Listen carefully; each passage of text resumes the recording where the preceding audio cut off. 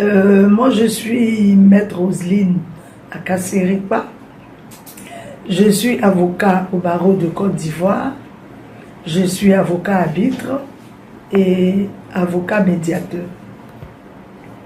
Je suis aussi, dans le cadre qui nous réunit aujourd'hui, la présidente fondatrice de la Chambre haute internationale pour la dignité humaine. Entre parenthèses, en abrégé, la CHIDH.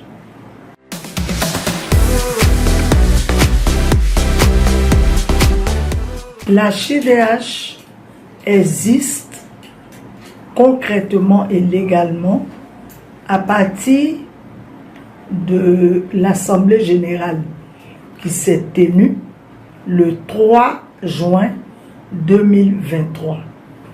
C'est à partir de cette Assemblée générale-là que les tests de notre structure ont été votés s'agissant de règlement intérieur et des statuts.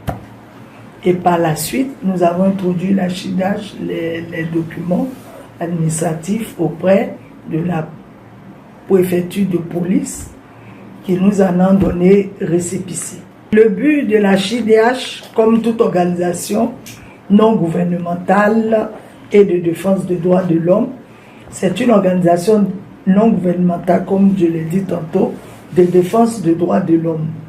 Donc la CHIDH a pour but de soigner les intérêts de la population civile, ivoirienne en particulier, et même en l'international, parce que nous sommes une organisation non gouvernementale internationale. Nous avons nos représentations dans beaucoup de pays, dont la France, la Belgique, les États-Unis, en Alaska.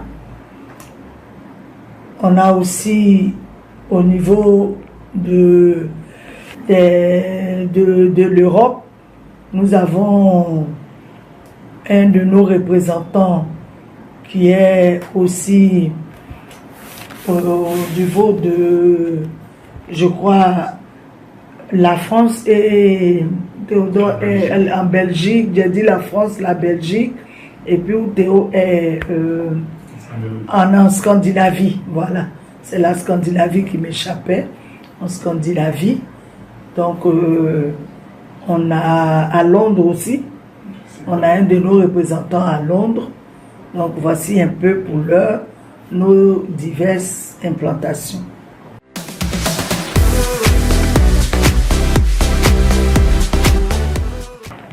Je vous remercie pour cette curiosité à vouloir fouiner le regard dans notre rencontre avec Madame Pulchéry Edith Baldé de l'Alternative citoyenne ivoirienne, ACI.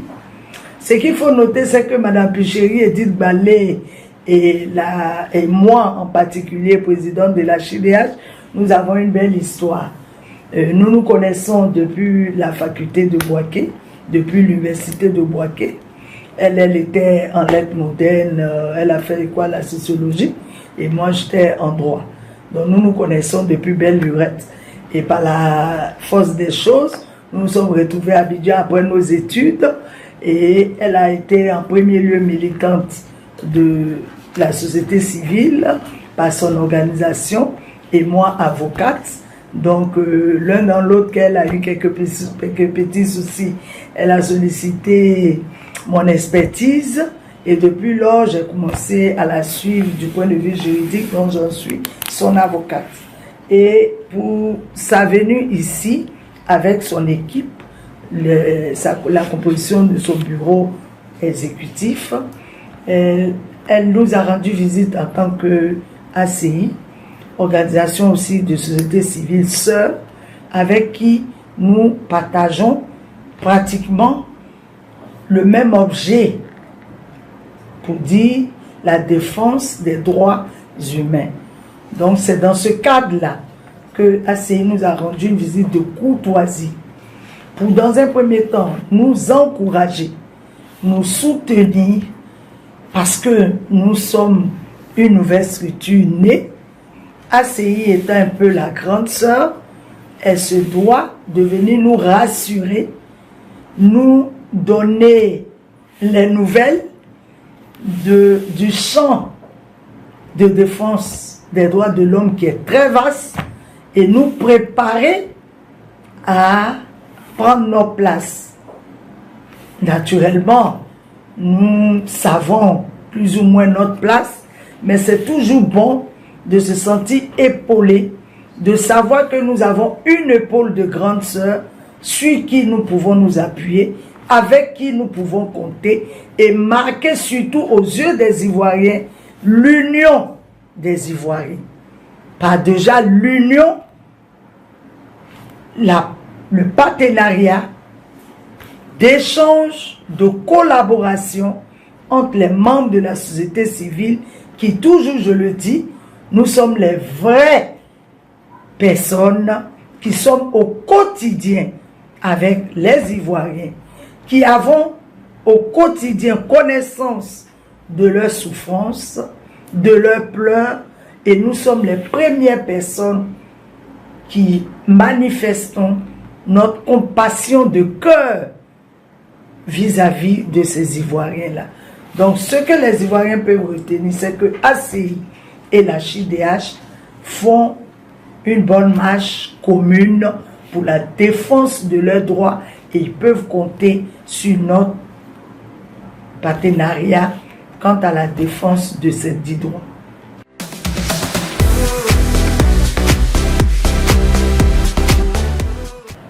La CHIDH, comme je disais tantôt, est une nouvelle née du point de vue administratif, certes, mais ce qu'il ne faut pas perdre de vue, c'est que nous sommes Ivoiriens.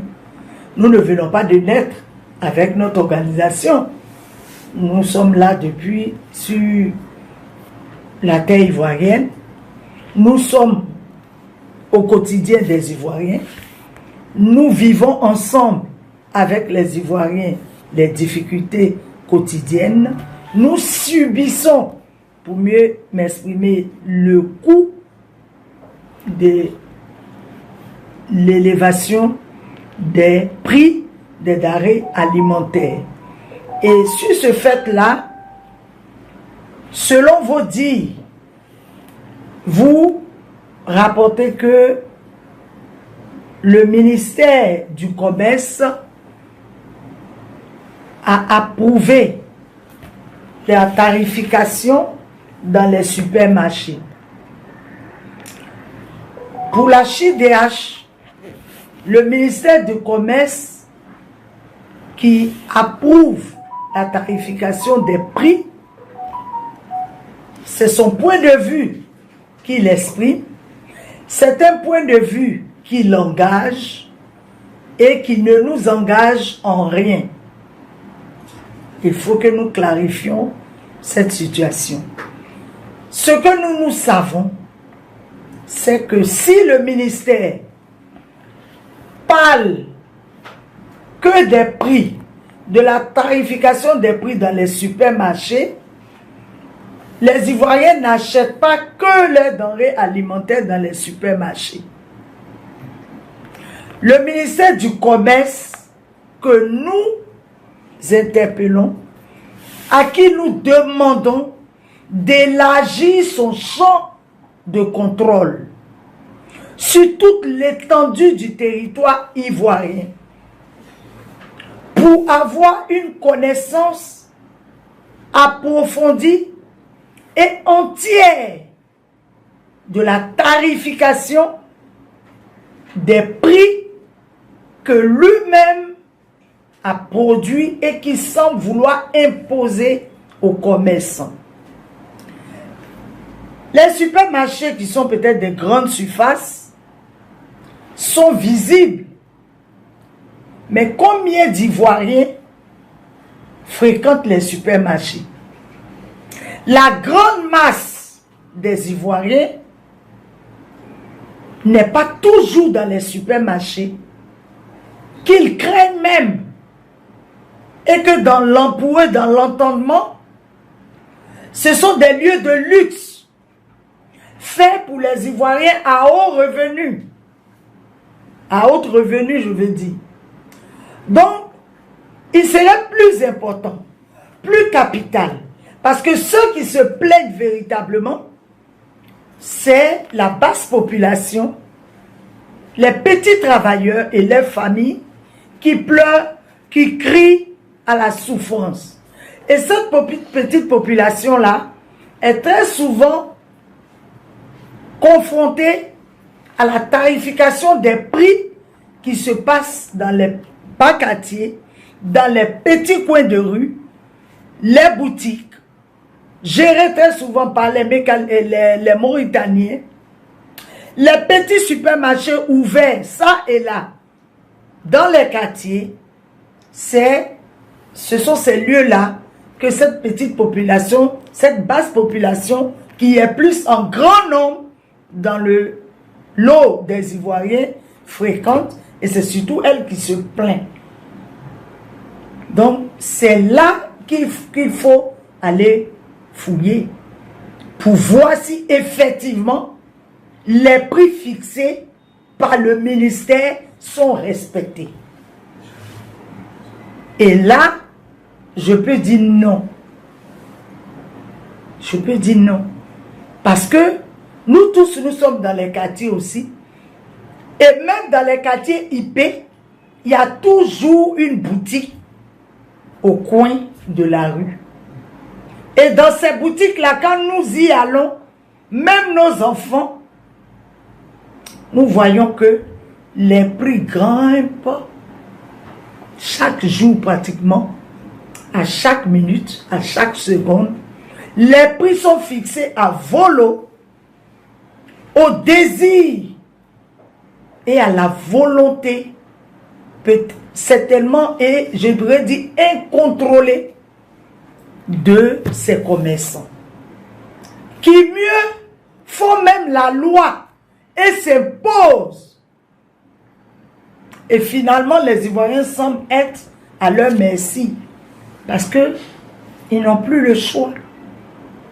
Souvent, les supermarchés sont éloignés, et pour y aller, il faut emprunter encore un véhicule. Il faut, pour ceux qui ont un véhicule, il faut dépenser du carburant. Donc, on préfère aller plus vite, plus proche, dans une boutique pour acheter ce qu'on a, ce dont on a besoin, peut-être urgemment. Et ça, nous sommes confrontés à cette augmentation désordonnée des prix par les petites boutiques, les petits supermarchés que je souhaite, le ministère doit fouiner et imposer son autorité pour que tout soit au même niveau, tout soit respecté par tous et qu'on ne sente pas que dans le commerce, les commerçants font ce qu'ils veulent apparemment. Et le ministère du commerce, pour les Ivoiriens, pour l'Ivoirien lambda, qui crie à l'augmentation des coûts des denrées alimentaires, les laisse faire. Et l'Ivoirien lambda semble même les traiter de complices. Parce qu'apparemment, rien n'est fait. Ce sont des personnes qui semblent ne pas être inquiétées, qui augmentent les prix à tout moment. Donc ça, franchement, on ne doit pas se limiter au supermarché. On doit pouvoir descendre au bas niveau des populations, à leur niveau, et puis être rassurés, les rassurer que les coûts que nous fixons dans les ministères sont effectivement les coûts qui sont appliqués aux populations. Donc, voici un peu ce que je puis dire. Et je peux ajouter que pour nous, à la CHIDH, face à cette difficulté quotidienne que vivent les Ivoiriens, nous souhaitons proposé au ministère de nous permettre de créer une brigade de contrôle de prix de consommateurs, constituée spécifiquement des membres de la société civile. Parce que nous sommes la société civile qui défendons bec et ongle la vie des Ivoiriens, leur quotidien, et veillons à ce que les Ivoiriens vivent un temps soit peu dans un bien-être, comme le dit notre slogan à la CHIDH. Le bien-être, c'est notre quête.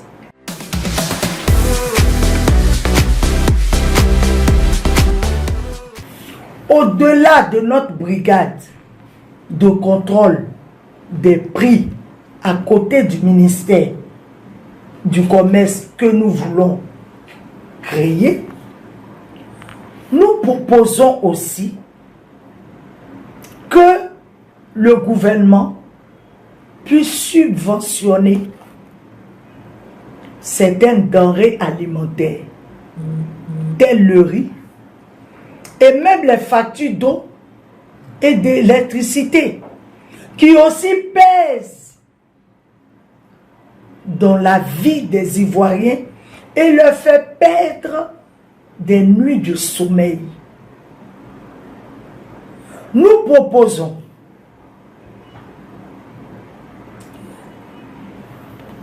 qu'il y ait une veille pour créer l'autosuffisance alimentaire aux Ivoiriens. En son temps, en Côte d'Ivoire, quand nous étions plus jeunes, nous avons eu des sociétés créées, dont les Sauderies, pour ne citer que celle-là. Mais nous avons constaté que toutes ces sociétés ont disparu. Et les Ivoiriens se meurent aujourd'hui en matière alimentaire. Il y a lieu de revenir sur nos bases qui étaient positives, qui soulageaient la population. Donc c'est une solution qu'on peut toujours exploiter pour nos dirigeants qui sont là pour pouvoir calmer, soulager les populations ivoiriennes. Et aussi, l'une des solutions que nous avons trouvées dans nos réflexions au sein de la Chambre haute internationale pour la dignité humaine,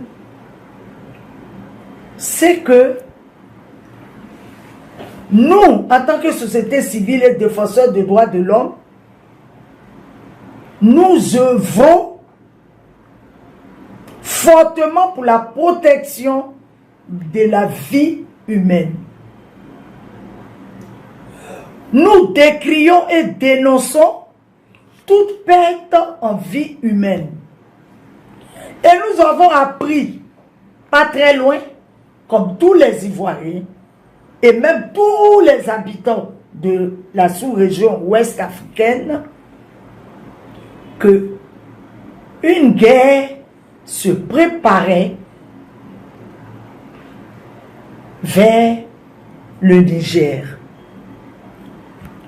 Cette guerre-là, qui a fait l'objet de beaucoup de réflexions, qui a fait couler beaucoup d'encre, cette proposition venue de l'organisation CEDEAO et de pratiquement certains pays qui la composent, a amené le président de la Côte d'Ivoire à disposer un certain nombre de fonds pour répondre à cet appel de la CEDEAO.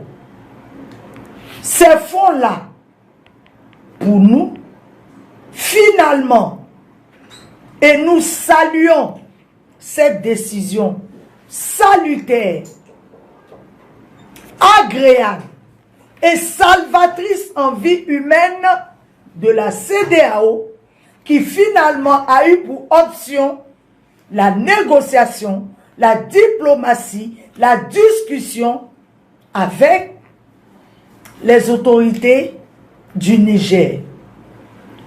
Et puisque, en son temps, des fonds avaient été mobilisés, dégagés, pour aborder cette guerre qui, grâce à Dieu, n'a pas eu lieu, nous, société civile, qui étions sur le qui-vive, qui étions en pleurs, qui tremblions, parce que il n'y a aucune guerre sans perte en vie humaine, et nous, là où il y a une décision qui doit toucher des vies humaines, nous sommes craintifs, nous intercédons, nous prions le bon Dieu pour que ce genre d'action ne puisse pas véritablement s'accomplir.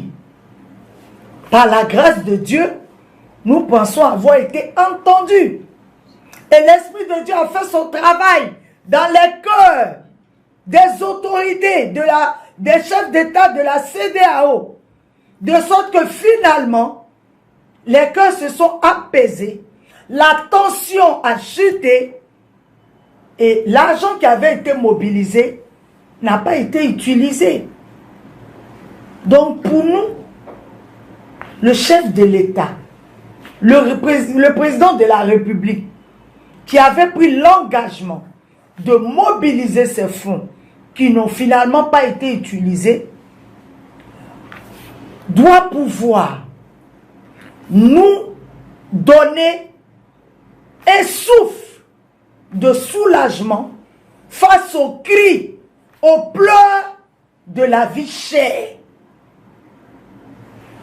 Pour nous, à la CDH, nous plaidons auprès du président de la République afin que ne serait-ce que la moitié de ces fonds-là puisse servir à une politique à visage humain, à une politique sociale pour subventionner, comme nous l'avons déjà proposé, les denrées alimentaires, afin que les populations puissent souffler.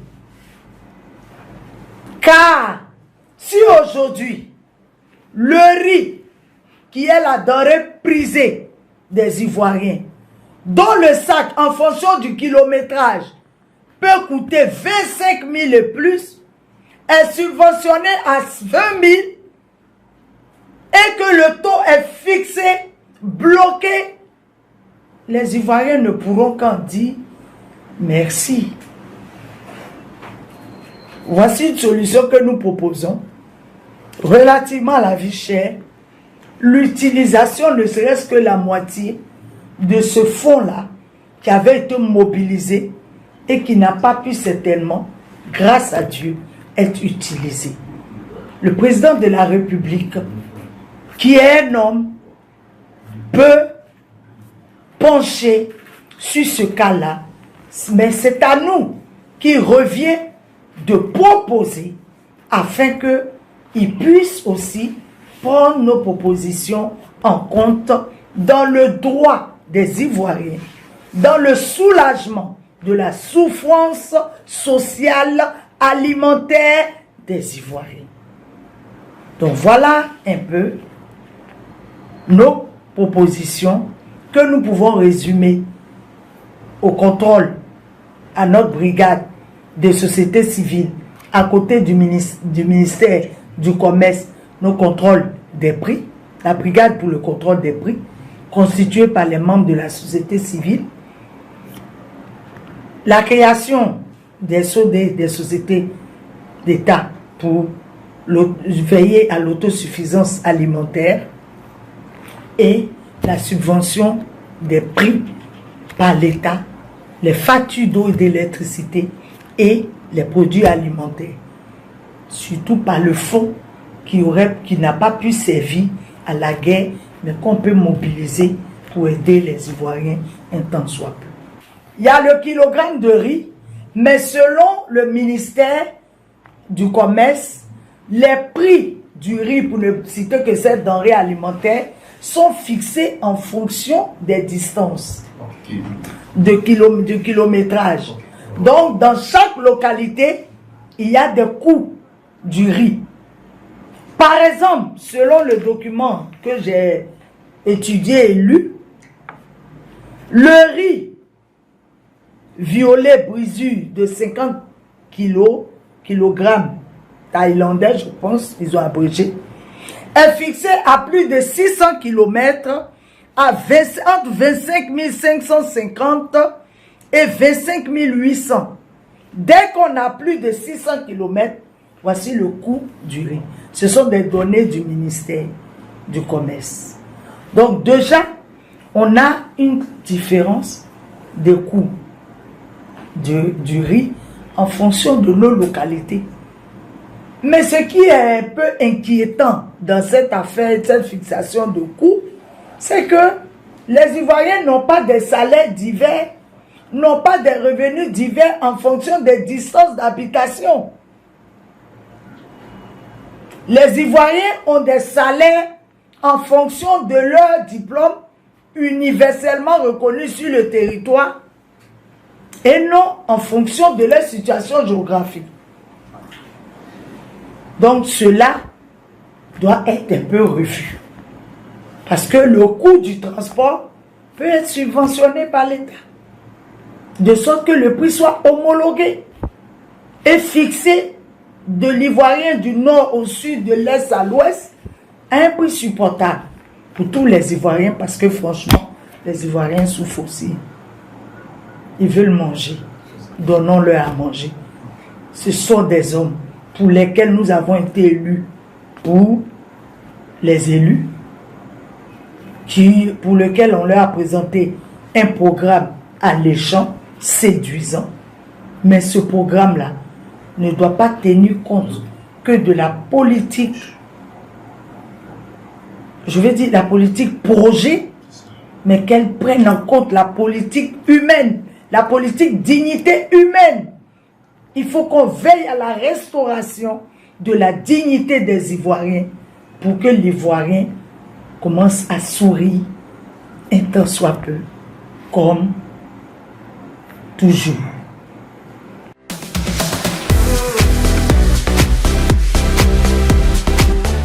Concernant les élections passées, un de vos confrères m'a déjà interviewé sur la question.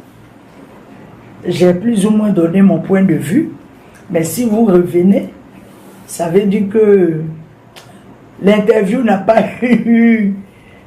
atteint toutes les cibles et la répétition étant pédagogique, c'est pas mal fait de dire et de dire autrement et du nouveau pour ce qu'on n'a pas pu dire lors de cette interview.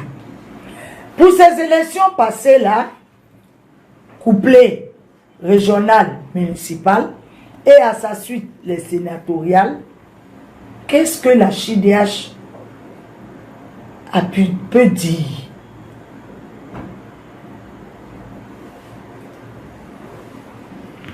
À la CHIDH, ce qu'il faut noter,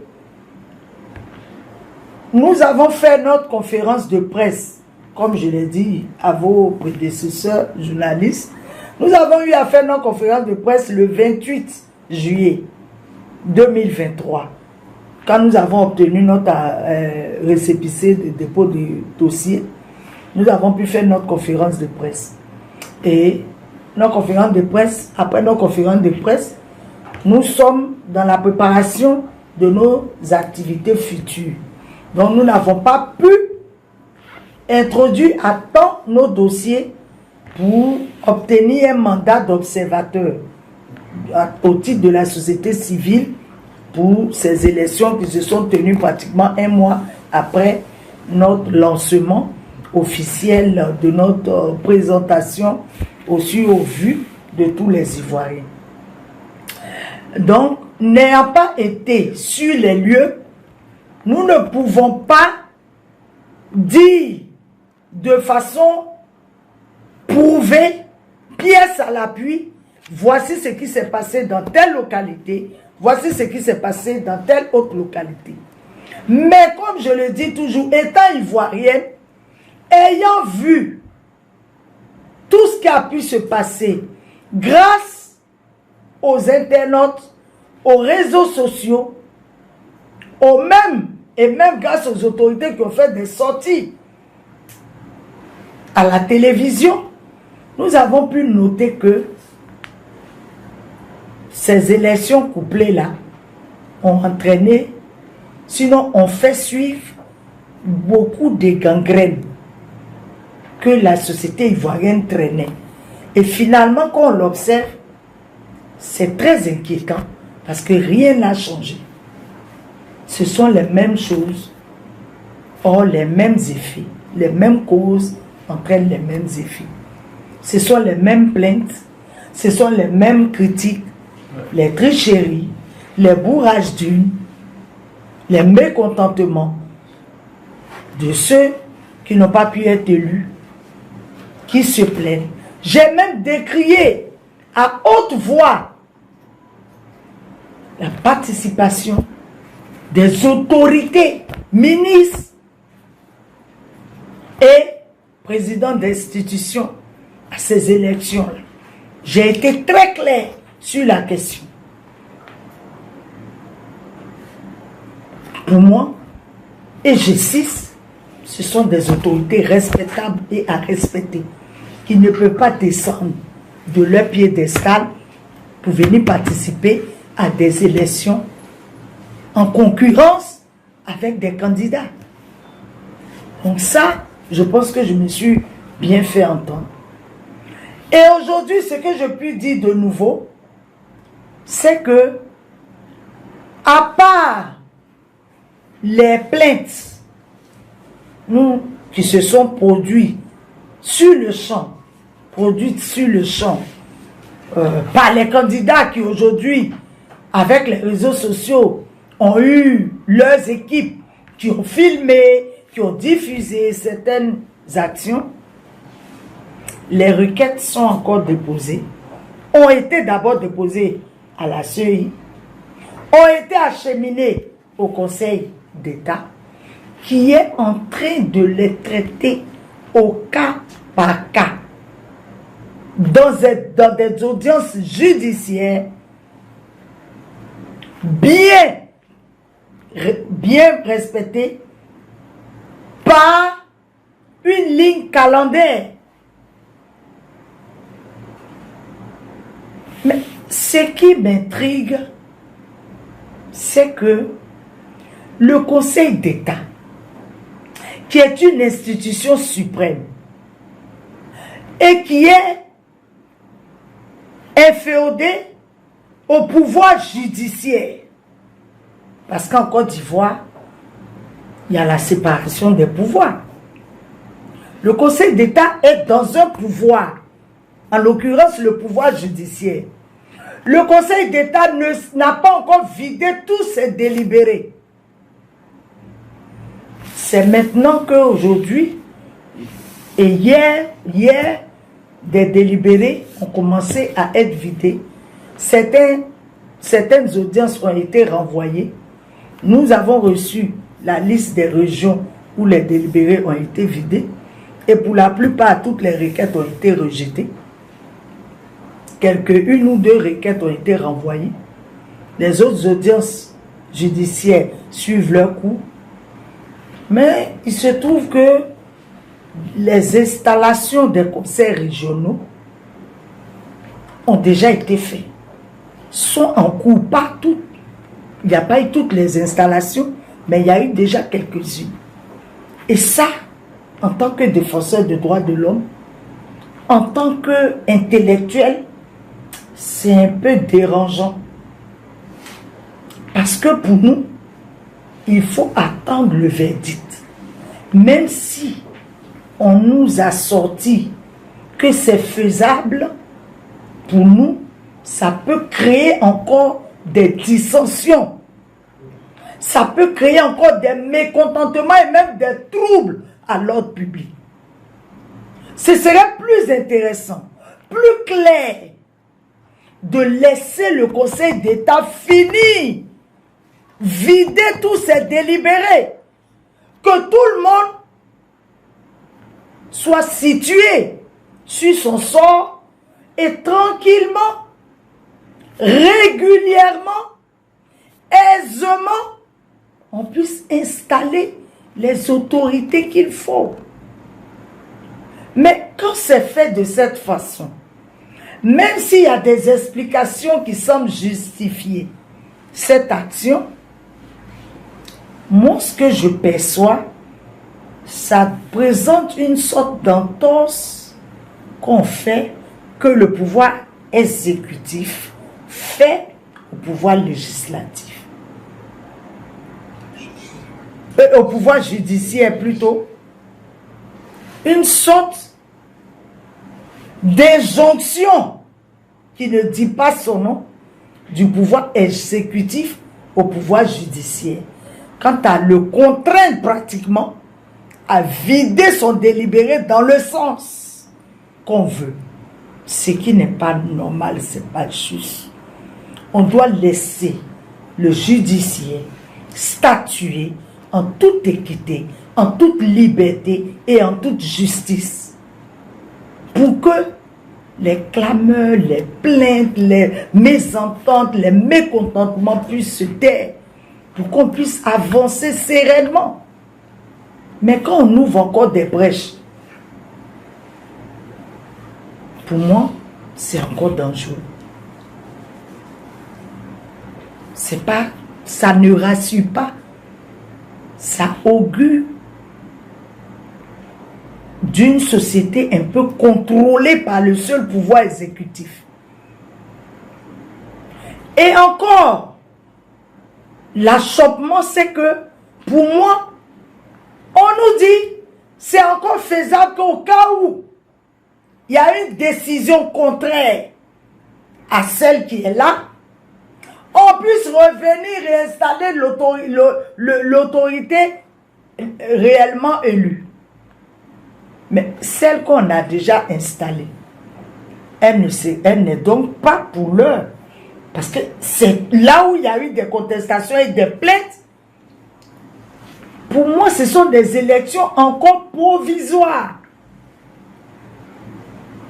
Et installer de telles autorités, c'est les installer en toute illégitimité, en toute irrégularité, en toute illégalité. Parce qu'au cas où la décision est contraire, ça veut dire que les voix qui ont été attribuées à cette autorité qu'on a déjà installée ne seront plus ses voix. Donc son installation est illégitime. Cette autorité-là, qui ne devait plus être installée, qui a été installée, a eu donc une installation irrégulière. Et est en violation de la décision judiciaire, légale, qui aura été prise plutôt. Ça fait un peu de désordre. Ça fait un peu de désordre. Il y a lieu de permettre aux Ivoiriens de vivre dans la quiétude et d'avoir confiance aux institutions qui sont là. Déjà que notre justice est décriée, de justice corrompue, de justice aux ordres. Mais avec ce schéma-là, je pense que sans toutefois jeter ou même donner une œillade assassine aux autorités en place,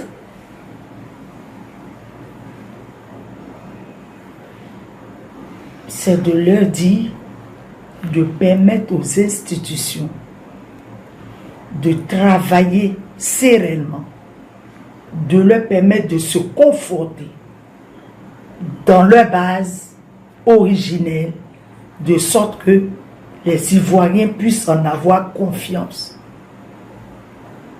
pour que les Ivoiriens puissent les fréquenter sereinement. et que même les autorités, telles que le conseil régional qu'on établit, qui doit fonctionner avec la population de sa localité, que cette population-là se reconnaisse en cette autorité et qu'elle l'accueille avec joie, mais pas avec crainte, avec mépris et méfiance. Non. Non. Donc, pour moi, c'est ce que je puis dire au niveau de la chambre haute, qu'il y ait une institution de réflexion, de méditation. Nous pouvons donner nos petits conseils que nous donnons là à cette occasion à nos autorités, que nous respectons, mais sur lesquelles nous veillons et interpellons et critiquons certaines actions que nous trouvons quelques erreurs, que nous jugeons comme quelques erreurs de gestion de la population ivoirienne.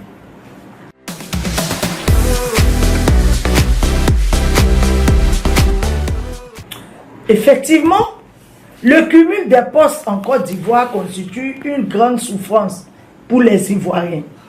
Parce que nous ne sommes plus en 1960. Il faut que les gens finissent par le comprendre. À l'époque de l'indépendance de la Côte d'Ivoire, il n'y avait pas assez d'élite intellectuelle, il n'y avait pas assez de cadres.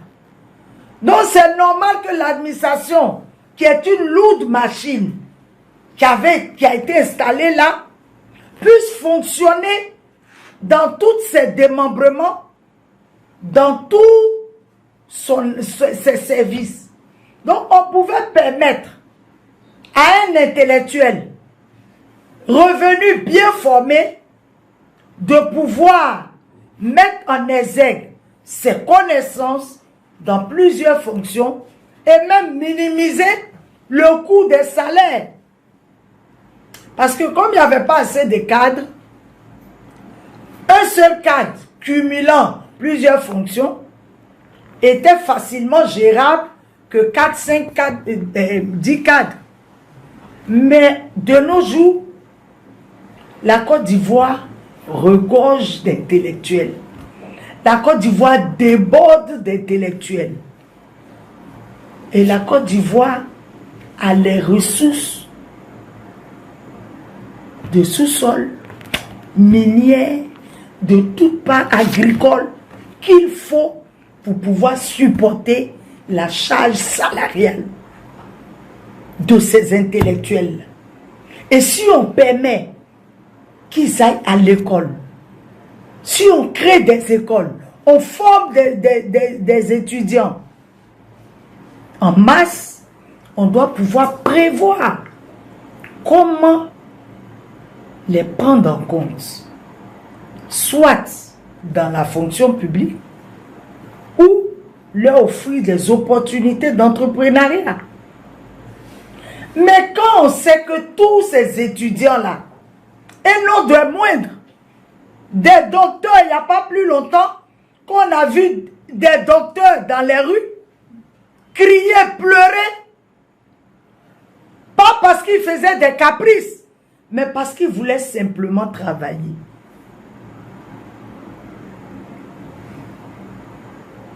Et ces docteurs-là, au début de leur sortie, comme on a l'habitude, par abus de langage, taxé de docteurs, uniquement les médecins, tout le monde avait cru qu'il s'agissait de médecins. Mais il ne s'agit pas que de médecins. Ce sont des docteurs dans toutes les matières, sortis de nos universités et qui sont au chômage. Mais pendant que ces intellectuels de haut niveau, des docteurs pour ne citer que ceux-là, sont au chômage, on a une seule personne qui cumule des postes. À lui seul, à elle seule. Non! C'est pas normal.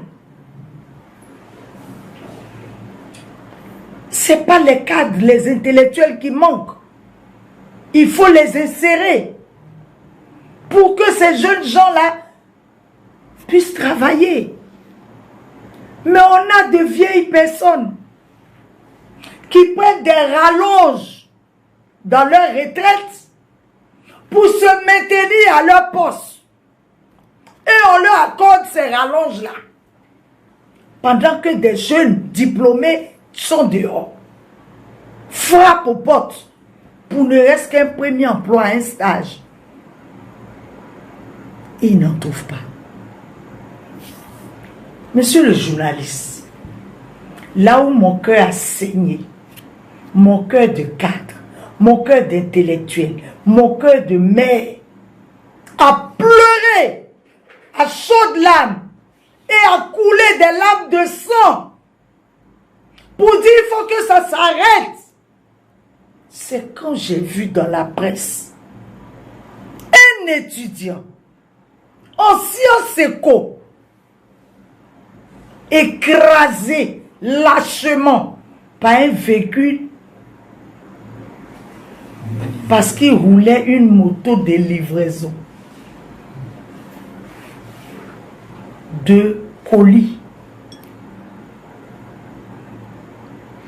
Nous avons des étudiants qui gèrent maintenant des cabines téléphoniques. C'est pas que ce sont des métiers qui ne sont pas nobles, mais quand même, il faut valoriser leur niveau. On a en Côte d'Ivoire ici, le ministère de la Jeunesse, emploi jeune, toutes sortes de, je peux dire, remous. Mais quand on demande à un jeune qui sort franchement de la fac, qui n'a pas un rond, parlant d'argent, parce qu'il a fait des études aux frais, en pleurs de ses parents, qui n'a pas eu de bourse pour avoir même ne serait-ce qu'une petite économie, qu'on lui demande de monter un projet. Alors qu'on sait que le montage de projet a un coût, se fait dans des cabinets. À quoi peut-on nous attendre? Cet étudiant-là a un blocage. Mais déjà quand on parle de subventions, pour ceux qui veulent s'engager dans l'entrepreneuriat, au moins on peut leur éviter ça. L'État même peut leur monter des projets, de propositions de projets, quitte à eux de choisir. Ou alors quand ils font des propositions de projets, le montage doit être subventionné. Et puis on doit peut-être suivre la faisabilité, la réalisation du projet. Mais quand toutes ces solutions, par derrière, présentent encore des portes fermées, ces jeunes gens qui sont laissés finalement à leur propre sort, ça donne à tout. Parce que désespérés. Parce que désespérés. Et tout ça, ce sont les conséquences des cumuls de postes.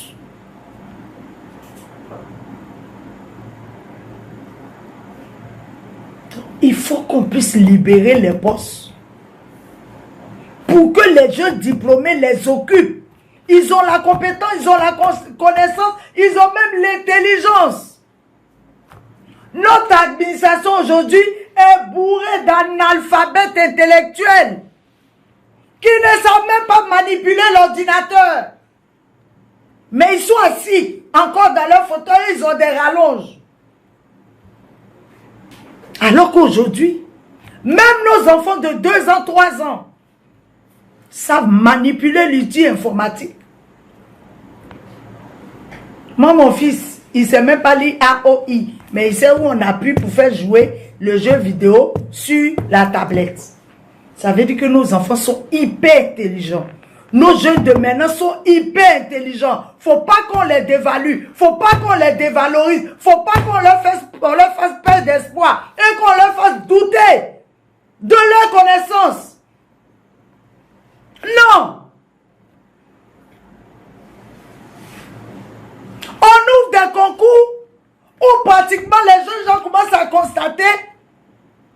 les places sont déjà prises. Ou alors la liste des admis qui sont s'apparente à une liste d'associations ethniques ou familiales. Parce que tout le monde a le même patronyme. Non. C'est pas en vain que la Côte d'Ivoire a été créée par Dieu au nord, au sud, à l'est, au centre, à l'ouest, partout.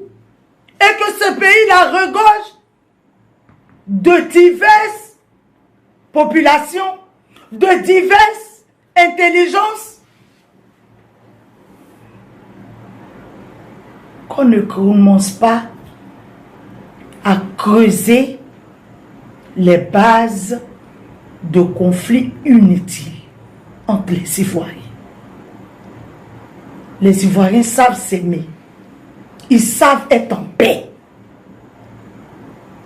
Qu'on ne crée pas des intentions en eux de haine des uns envers les autres. C'est pas normal. Je ne crois pas qu'un seul programme de gouvernement d'un parti politique, il y avait ça. Sinon, il ne serait pas élu. Donc, on ne nous présente pas le contraire de nos programmes de gouvernement. Que dès qu'on est élu, ça c'est trahi, ça c'est trompé. Et c'est pas normal. Parce qu'après tout, comme j'aime à le dire, vos populis, vos dei. La voix du peuple est la voix de Dieu. Quand le peuple pleure, quand le peuple crie, quand le peuple souffre, c'est Dieu qui pleure, c'est Dieu qui souffre, c'est Dieu qui crie. Et puisque toute autorité vient de Dieu, quand Dieu ne sera pas content, cette autorité subira sa colère, qui qu'elle soit. Donc faisons attention aux actes que nous posons. La jeunesse ivoirienne ne demande qu'à vivre, ne demande qu'à travailler. Tous les jeunes ont des diplômes sous la main. Mais il faut les intégrer. Aujourd'hui, un nouveau mode est né. Selon les thèmes, on dit Kadhafi. Les jeunes se droguent. Un moment, c'était le broutage. Mais ça, ce sont les signaux, marques de désespoir. Pourtant, cette jeunesse-là est la relève de la population ivoirienne.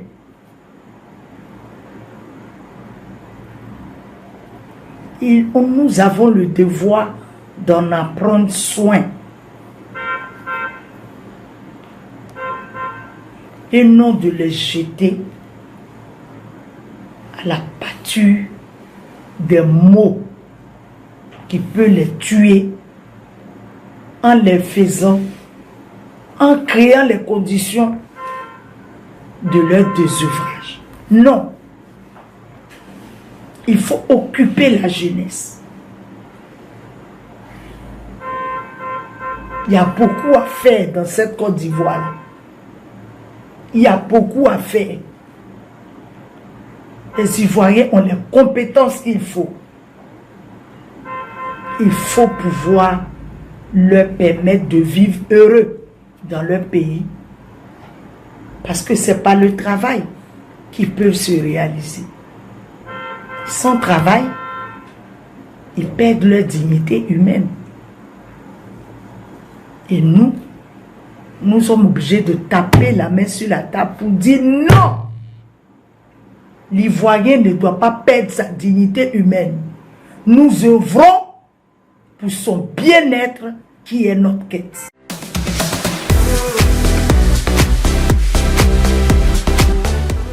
Là encore, j'ai pu dire que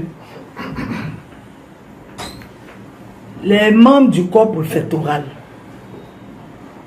à votre collègue, votre confrère journaliste qui m'avait interviewé précédemment, j'ai aussi relevé l'indignité qu'avaient présenté certains membres du corps préfectoral lors de ces élections. Et parlant précisément de ce sous-préfet-là, dont je vais taire le nom, parce que ces responsables hiérarchiques se sont fait fort eux-mêmes d'en faire l'écho, et nous le constatons. Je puis dire que ma plainte, ma dénonciation a eu un écho favorable. Donc, je n'ai pas parlé en vain, même si je n'ai pas voulu nommer pour respect, parce que je dis toujours qu'il faut respecter les autorités, respecter les institutions. Parce que nous devons, surtout nous, société civile, nous avons l'obligation de donner l'exemple, parce que les jeunes gens nous regardent. Et ce sous-préfet-là, sa sanction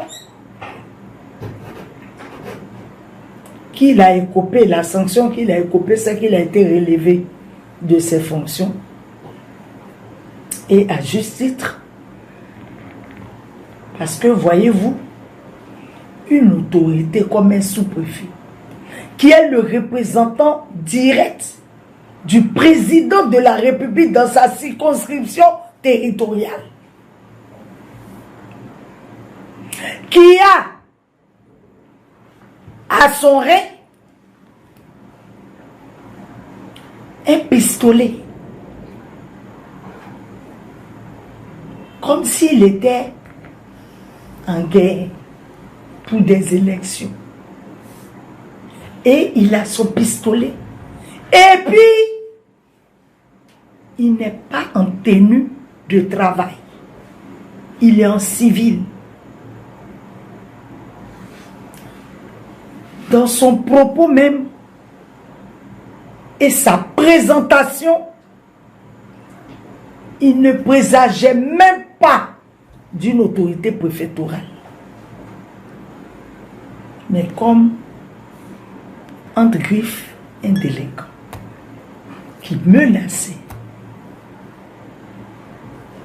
Le langage même, les propos qu'il tenait n'étaient même pas soutenus. Les propos n'étaient même pas soutenus. C'est grave.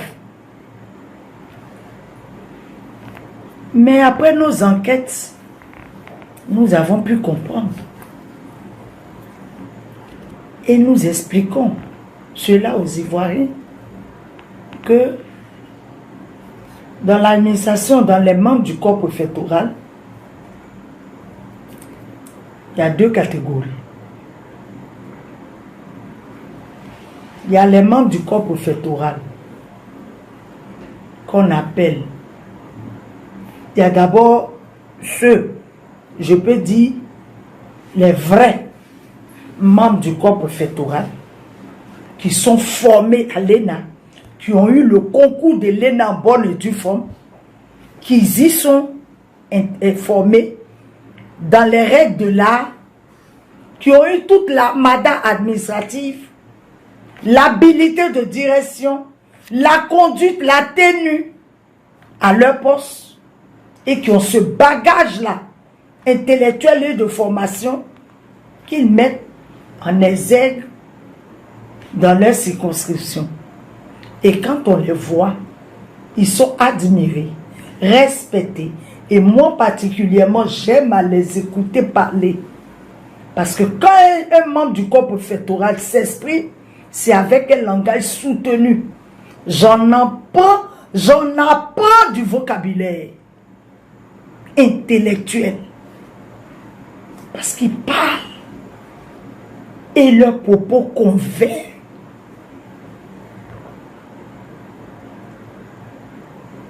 Mais il y a aussi l'autre catégorie de sous-préfets et membres du corps préfectoral que dans leur jargon ils appellent sac au dos. Bon. entendent déjà leur appellation, ça veut dire qu'ils sont encore des écoliers. Pour moi, hein, ils sont encore à l'école. Donc, ils doivent encore apprendre. Ils ne sont pas encore prêts à travailler. Mais quand ces sous-préfets-là, ou membres du corps préfectoral sont insérés directement dans le corps, au même titre que ceux qui ont été formés régulièrement et à fond, c'est ce que ça donne. Un sous-préfet, Django, qui est sur un champ de guerre pour lui. Comment une telle autorité peut-elle se ridiculiser à ce point?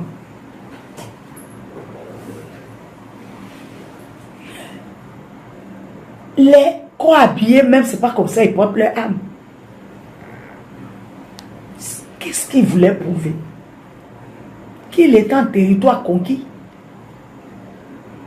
Il n'était même pas candidat. Donc, de quelle conquête il faisait? Il est devenu Samori Touré ou quoi? Il est en train de conquérir quel territoire pour avoir une âme sur lui, pour abattre celui qui pouvait lui ravir son territoire. Non. Et puis en Côte d'Ivoire, ici, je pense qu'on a des autorisations de permis de port d'âme. Tout ça est à vérifier. Parce qu'à ma connaissance, aucun sous-préfet ne va sur son lieu de travail avec une âme à la hanche. C'est pas normal.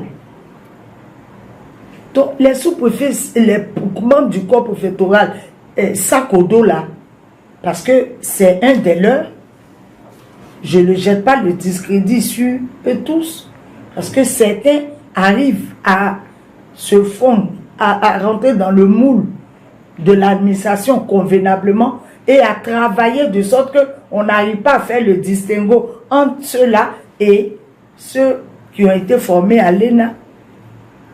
Mais pour ces gens de brebis égarés là, ça interpelle et ça impose des solutions, à prendre des décisions, à prendre. Certes, on l'a peut-être relevé de ses fonctions, mais il faut bien, ça je peux dire que l'abcès est là, il faut le creuser, il faut le creuser, il faut le briser, parce que c'est pas lui seul, ils sont beaucoup d'autres sous-préfets sac au dos, ou d'autres sacs au dos qui ne sont même pas sous-préfets, qui sont peut-être à un grade plus supérieur. Donc il faut creuser l'abcès. C'est de les former pour qu'ils aient le b.a.-ba, les rudiments, ne serait-ce que de la tenue et de la bonne conduite sur le terrain. À la CHIDH, quand nous avons réfléchi à ça, nous souhaitons qu'à défaut de les contraindre à passer le concours de l'ENA s'ils le veulent, c'est de les ramener aussi faire la formation dans le délai de connaissances intellectuelles de travailleurs requis qui est au moins de 6 mois. C'est-à-dire 3 mois d'engagement à l'essai, où ils auront les prérequis, où ils auront les b.a.-ba. 3 autres mois pour conforter leurs connaissances et 3 autres mois pour un stage, ou même 4, je peux dire 6 autres mois de stage. Parce que un sous-préfet qui gère une circonscription, c'est le petit président. Le petit président, en même temps qu'il incarne l'autorité et le respect qu'on doit lui vouer, mais lui aussi, il doit, c'est-à-dire, son comportement doit suivre tous ses attributs. Donc, il faut qu'on les forme aussi. Au moins 1 an, c'est bon. Ils ont 6 mois de cours, puisqu'ils sont sac au dos. On y met tous les cours qu'il faut, tous les bics, les crayons administratifs qu'il faut. Ils sont bien formés 6 mois. Et puis 6 autres mois, ils sont en stage. auprès de ceux qui sont sur le terrain. Pour qu'on lui apprenne comment se contenir, comment on fait dans le corps préfectoral. Pour qu'ils le connaissent. Sinon, si on leur fait exercer la fonction sur le tas, mais ils font passer leur fibre, je peux dire de militantisme, et ils oublient qu'ils sont là en qualité, dans cette localité, dans cette circonscription, en qualité de représentant du chef de l'État. Ils s'oublient parce qu'ils n'ont pas le rudiment qu'il faut, administratif qu'il faut. Donc il faut que ça se fasse. Il faut qu'ils soient formés. Même ceux qui sont à un organe, il faut qu'ils retournent se former. On ne finit pas d'apprendre. C'est une seule brebis qui pourrit, une seule graine qui pourrit tout le sac. Donc aujourd'hui, ils sont à la une, les sous-préfets, secrétaires généraux, préfets, sac au dos, ils n'ont qu'à être formés. Parce qu'aujourd'hui, c'est une âme qui est à la hanche, qui n'a pas été utilisée. Mais les menaces là, l'action pouvait suivre. Parce que dans ses dits, il a dit, si la personne fait ça, appelez-moi. Mais quand on l'appelle là, il vient faire quoi? Parce qu'il a dit à une âme. Forcément, la personne en face de qui il sera va résister. Surtout qu'il n'est pas en tenue. Qu'est-ce qui va s'en suivre? Avec l'âme. C'est une perte en vie humaine. Donc, il faut prendre les mesures préventives pour éviter des dégâts. Surtout les pertes en vie humaine que sur lesquelles nous veillons en tant que défenseurs des droits humains. Mais aussi, c'est vrai, on peut peut-être voir la seule personne de ce sous-préfet-là qui agit ainsi. Mais c'est l'une des conséquences des cumuls de postes qui est cet agissement de ce sous-préfet-là.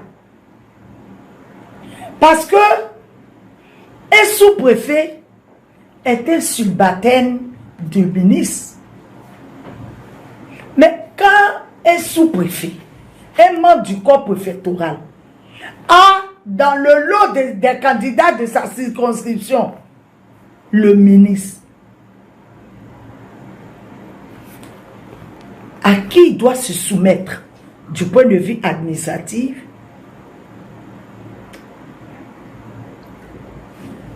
ça crée là un conflit entre les règles hiérarchiques et les règles de subordination. Le sous-préfet qui doit être en principe neutre, qui doit pouvoir être l'arbitre, a dans son arbitrage en face de lui son supérieur hiérarchique, à qui il doit se soumettre, il doit obéissance et subordination. Il fait quoi? Il est tenté d'agir pour contenter. Il est poussé même à agir, contraint même à agir pour satisfaire son supérieur hiérarchique. Parce que c'est lui qui le note. C'est lui qui le fait avancer ou reculer. C'est lui qui le fait grandir en grade. Parce que le sous-préfet, il a un grade qui vise. C'est le secrétariat général. Après, il vient le préfet. Le sous-préfet ne reste pas indéfiniment sous-préfet. Mais en regardant tout ça, voici les conséquences des cumuls de postes qui poussent aussi les membres du corps préfectoral à poser des actions incontrôlées. Alors que ça devait être les autorités qui puissent être sereines dans leur localité parce que incarnant la présidence de la République. Donc ça aussi, franchement, il faut que ça soit revu. Il faut les former, mais il ne faut pas créer les conditions pour les contraindre à mal agir.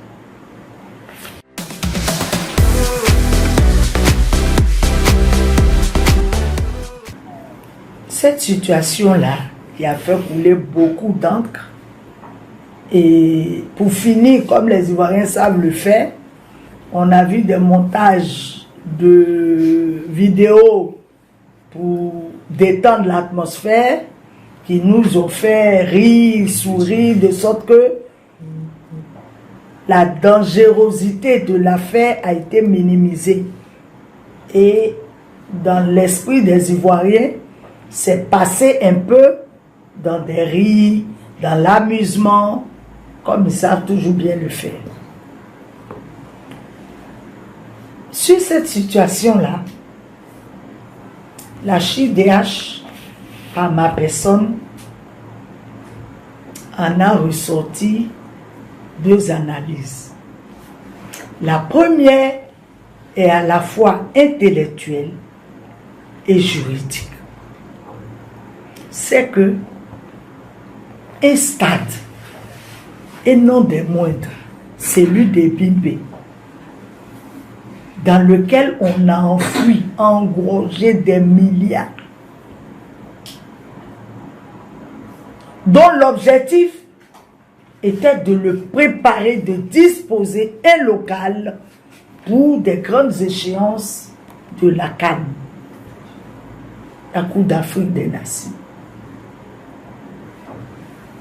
Mais un stade, l'élément fondamental dans un stade, la place clé du stade, la raison même d'exister d'un stade, c'est la pelouse.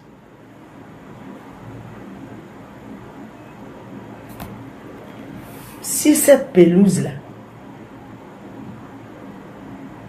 après tout la bagatelle de millions et de milliards qui ont été déboursés pour la bâtir, se présente à nous comme une piscine.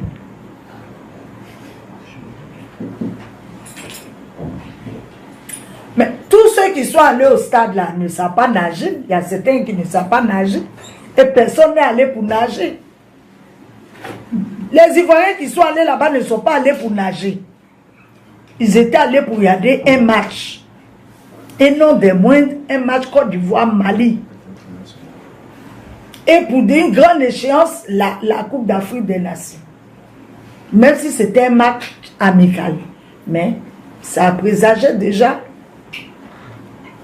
les bonnes lancées de cet événement. Mais malheureusement, on a invité les Ivoiriens à un match natation. Les Ivoiriens en sont sortis déçus, mécontents. Et pour ma part, pour la CHIDH, la société qui a fait ça doit être poursuivie. Elle doit rendre compte aux Ivoiriens.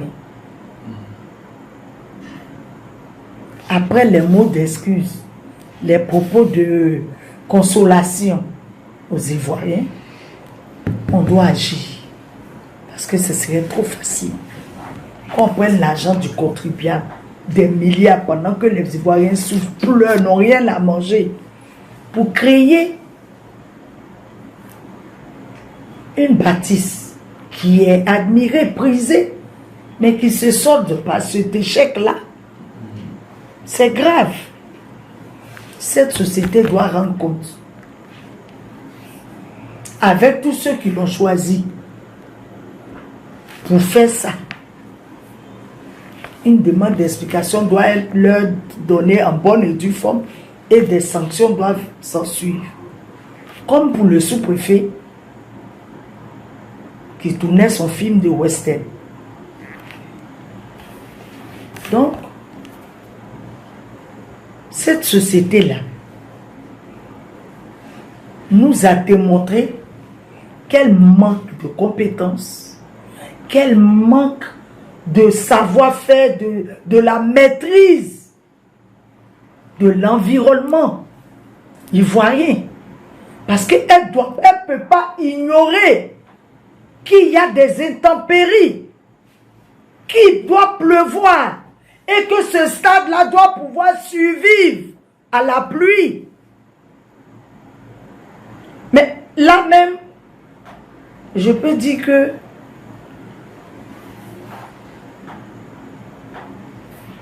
c'était même pas une pluie. Ça a juste été quelques gouttes d'eau pour moi. Parce que quand il pleut à Abidjan, par moment, il pleut.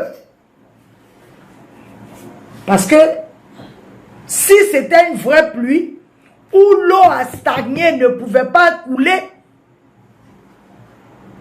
mais on allait assister à des noyades.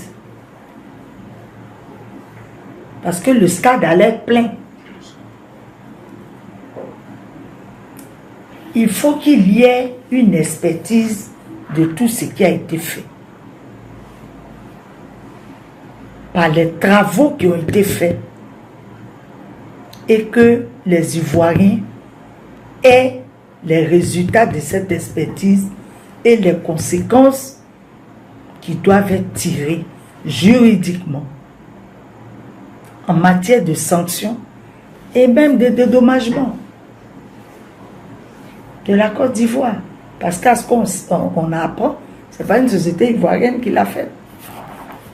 C'est une société française. À ce coup-là, pour nous servir ça, non. C'est pas sérieux. C'est pas professionnel. C'est pas gentil.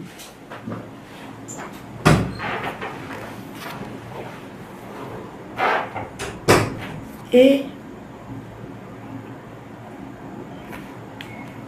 le stade, là on a vu que la pelouse, les conséquences de la pelouse qui ont conduit à l'arrêt du match parce que c'était plus possible de continuer ce match. Mais au-delà de cette conséquence, moi je me suis inquiété davantage de si la pelouse, qui est l'élément fondamental et capital du stade, a été fait de cette façon, avec tant de légèreté. Qu'en est-il des bâtisses où tout un grand nombre d'Ivoiriens et même de toutes sortes de, puisque c'est les Maliens, il y a beaucoup de Maliens, c'est donc toute cette population-là qui était assise dans les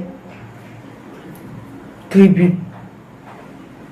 Si la pelouse est comme ça, mais il faut absolument aussi l'expertise des bâtisses. Parce que la pelouse, au moins, on la voit. Elle est visible, elle a été vue. Ça a été vu aussi au vu de tous. Et je veux dire, l'erreur de construction est sortie. Mais et les bâtisses où on ne sait pas quelle quantité de ciment qui a été mélangé à quelle quantité d'eau, à ceci, ça a été fait tout en briques, en mur, c'est déposé là.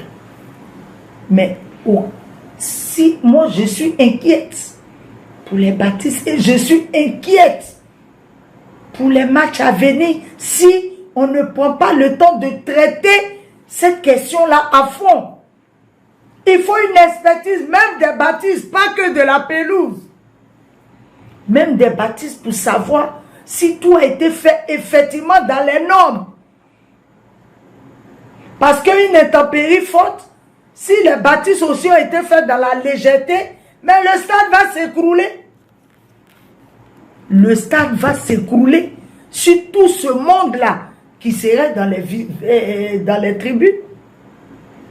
Et nous aurons de lourdes pertes en vie humaine.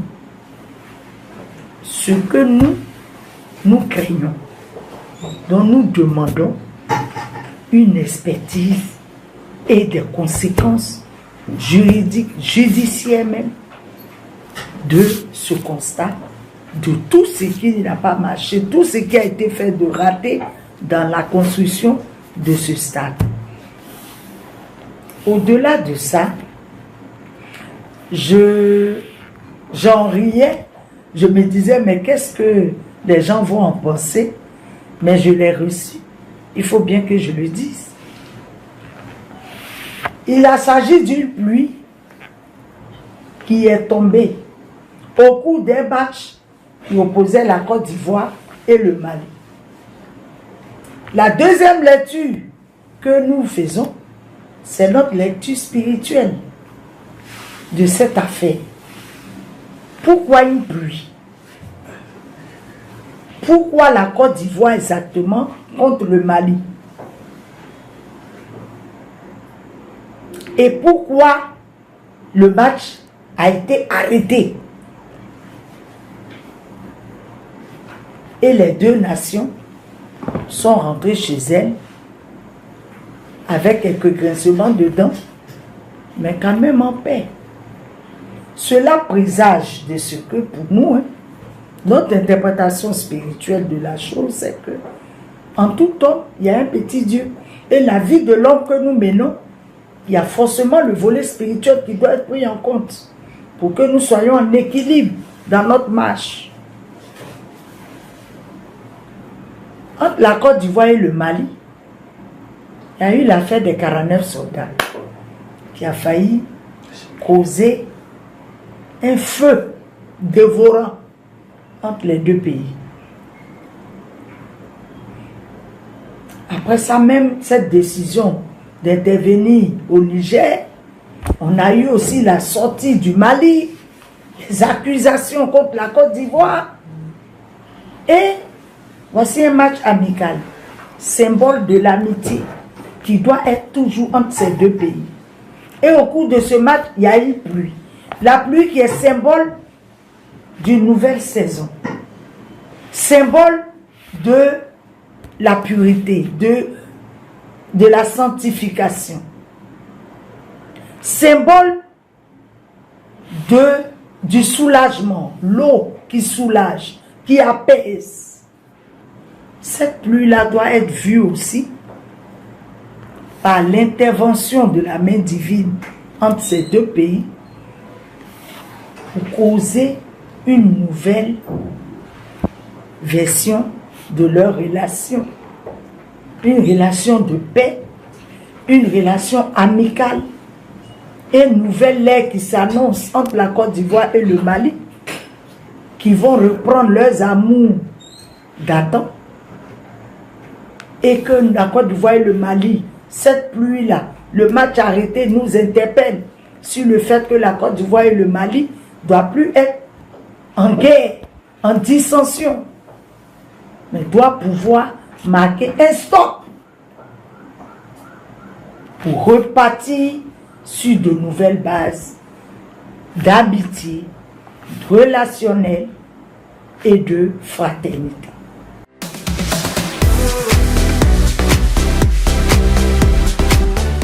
Mon mot de fin à cet entretien d'échange que nous avons, c'est que dans un premier temps, je vous remercie pour la marque de considération que vous avez pour ma modeste personne et pour notre structure, la Chambre haute internationale pour la dignité humaine. Merci pour l'intérêt que vous portez et pour l'opportunité que vous nous offrez à nous exprimer.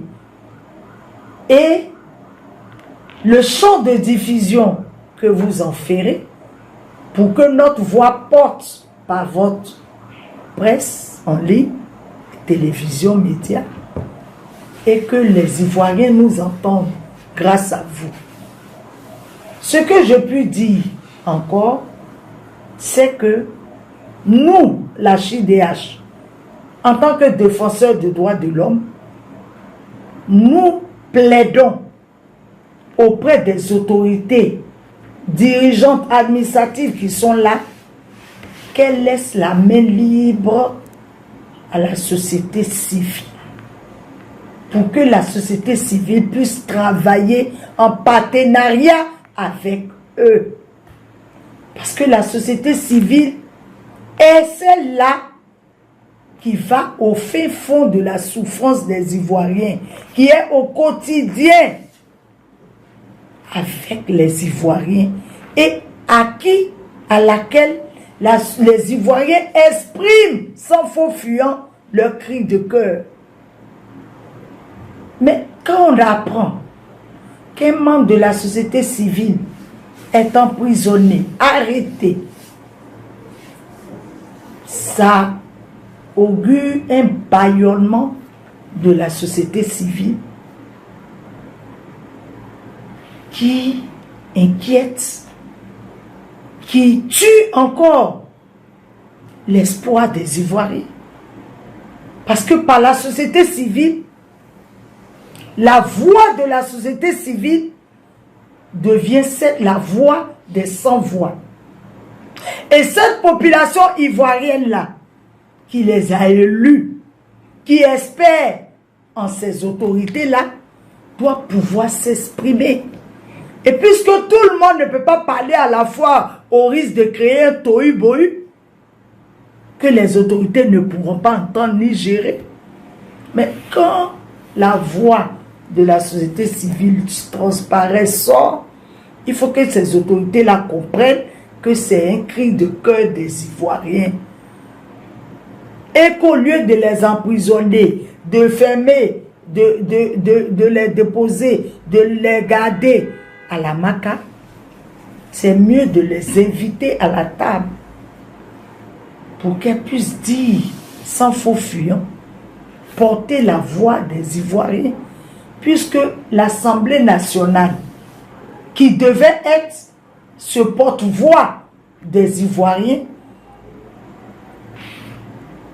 présente un visage politique, où chacun fait passer son programme, ses projets politiques. Les lois sont votées en fonction de nos programmes, de notre vision politique.